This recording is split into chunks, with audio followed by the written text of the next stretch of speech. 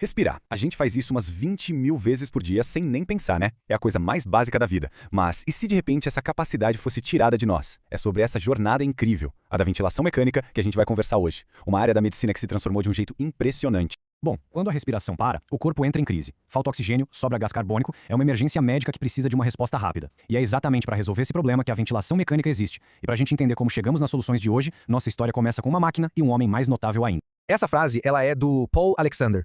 E ela mostra uma coisa incrível. O corpo dele podia estar preso numa máquina, mas a mente, o espírito, esses eram totalmente livres.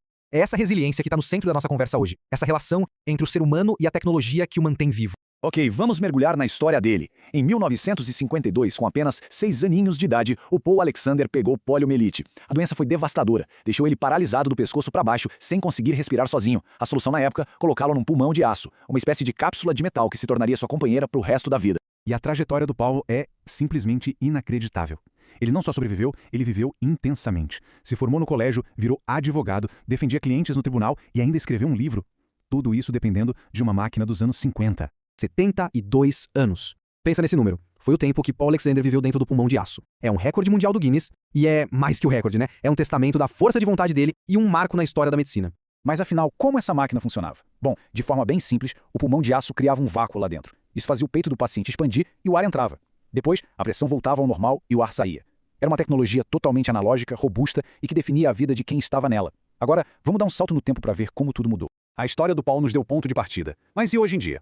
Para entender a ventilação mecânica moderna, a gente vai usar como base as diretrizes brasileiras, um documento super completo que junta o conhecimento de vários especialistas para guiar o trabalho nas UTIs.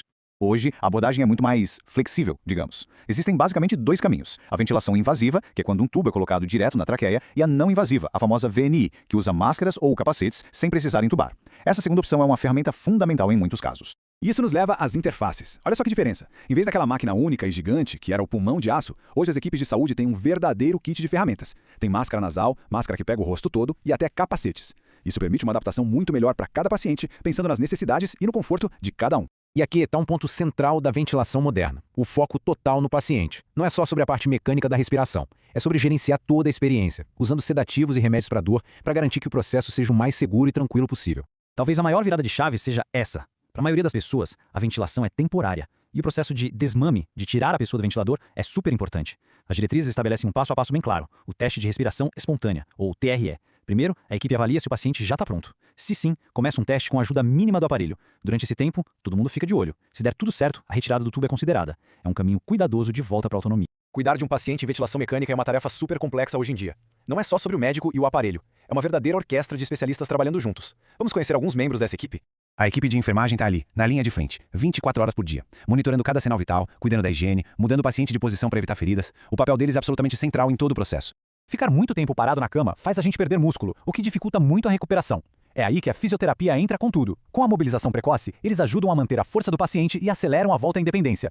O tubo da ventilação pode atrapalhar a capacidade de engolir. E é aqui que a fonoaudiologia faz um trabalho vital. O fonoaudiólogo avalia se a pessoa consegue engolir com segurança, para evitar que comida ou saliva vá para o pulmão e cause uma pneumonia grave. Para se recuperar, o corpo precisa de energia, de combustível. A equipe de nutrição cria cardápios específicos, garantindo que o paciente receba todas as calorias e nutrientes que precisa para combater a doença e reconstruir os músculos. É a base de toda a cura. Então, a gente percorreu um caminho bem longo, né? Saímos do mundo analógico do Paul Alexander, com sua máquina de ferro, e chegamos na abordagem de hoje, que é digital, integrada, baseada em silício, em software e, acima de tudo, em trabalho de equipe. E essa, eu acho, é a grande síntese de tudo. O suporte à vida evoluiu de uma solução mecânica, muitas vezes solitária e para a vida toda, para uma intervenção clínica, temporária e colaborativa. É uma mudança de paradigma que mostra o avanço não só da tecnologia, mas da nossa própria compreensão sobre como cuidar de quem está em estado crítico. Essa jornada do ferro ao silício foi monumental, mas ela não termina aqui. Com inteligência artificial, bioengenharia, aparelhos cada vez menores, a próxima geração de suporte à vida pode ser ainda mais integrada, ainda mais pessoal. A pergunta que fica no ar é: o que será que o futuro nos reserva?